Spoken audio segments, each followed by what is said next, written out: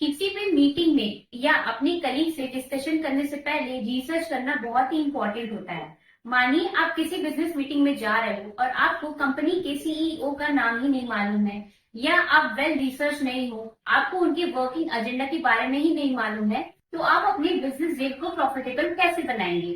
तो research skill को सीखने के लिए आइए हम खोलते हैं हमारी रिसर्च स्किल की काम की किताब के 10 पन्ने।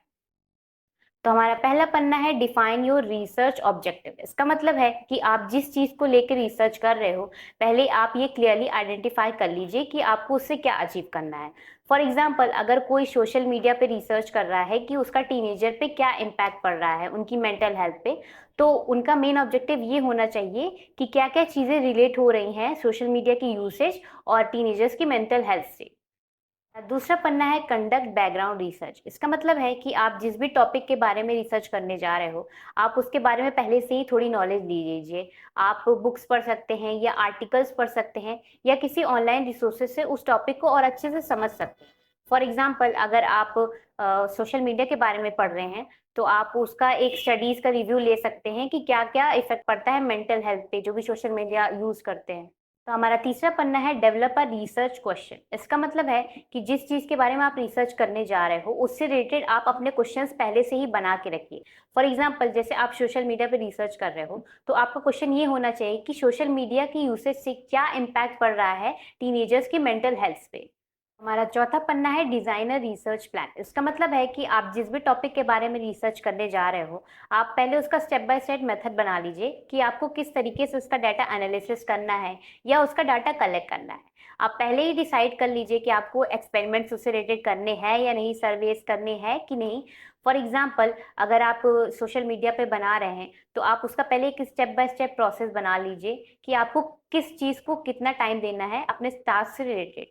तो हमारा पांचवा पन्ना है गैदर रिलेवेंट डेटा। इसका मतलब है कि आप कुछ ऐसे डेटा कलेक्ट करिए जो कि आपके जो भी रिसर्च से रिलेटेड जो भी क्वेश्चन है उसको सॉल्व कर पाए। फॉर एग्जांपल, अगर आप सोशल मीडिया पे रिसर्च कर रहे हैं, तो आप इस चीज़ पे सर्वे कर सकते हैं कि सोशल मीडिया का कितना यूज़ हो रहा है या कितना एंजाइटी लेवल बढ़ रहा है टीनेजर्स का। ये सारी चीज़ें आप कलेक्ट करके एक अच्छा रिजल्ट ला सकते हैं और रिसर्च का एक अच्छा कंक्लूजन निकाल सकते हैं। तो हमारा छठा पन्ना है एनालाइज द डेटा।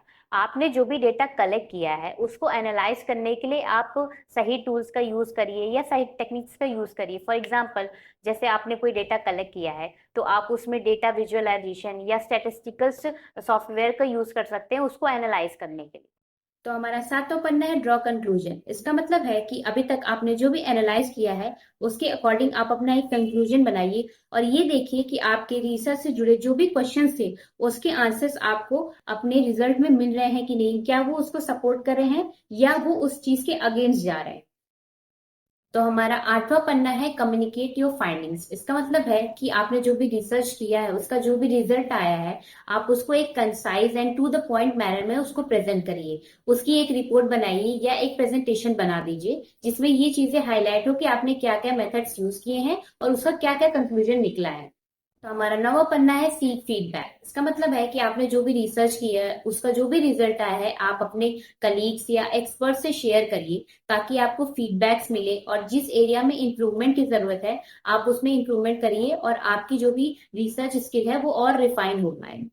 तो हमारा 10वां और आखिरी पन्ना है continuously learn and adapt. Research एक लगातार चलने वाला प्रोसेस है जिसमें इंप्रूवमेंट का स्कोप होता है। आप जितनी भी रिसर्च करोगे आपकी नॉलेज उतनी ही बढ़ेगी। जो भी लेटेस्ट मेथड्स आ रहे हैं रिसर्च करने के, आप उससे अपडेटेड रहिए और अपने चीजों को और एडवांस करने की कोशिश करिए। और जो भी आपने गलतियां की हैं उससे फीडबैक्स लीजिए, उससे सीखने की कोशिश करिए ताकि आपकी जो भी रिसर्च स्किल है वो और इम्प्रूव हो पाए। आशा करती हूँ कि आपको 10 पन्ने समझ में आए होंगे। तो उन 10 पन्नों में से मैं आपको 3 पन्ने ऐसे बताऊंगी कि जिसकी प्रैक्टिस आप 10-15 दिन करके अपने अंदर रिसर्च स्किल को ऐड कर सकते हैं। पहला ये है कि आप जो भी रिसर्च कर रहे हैं उससे आप क्या अचीव करना चाहते हैं उसको क्लियर रखिए। दूसरा ये है आप जो भी राइट टूल्स एंड टेक्निक्स है उसका यूज करिए। और तीसरा ये है कि आपने जो भी रिसर्च की है उसका एक कंक्लूजन बनाइए। अगर आपको हमारा प्रयास अच्छा लगा हो तो वीडियो को लाइक करिए, शेयर करिए और चैनल को सब्सक्राइब करिए।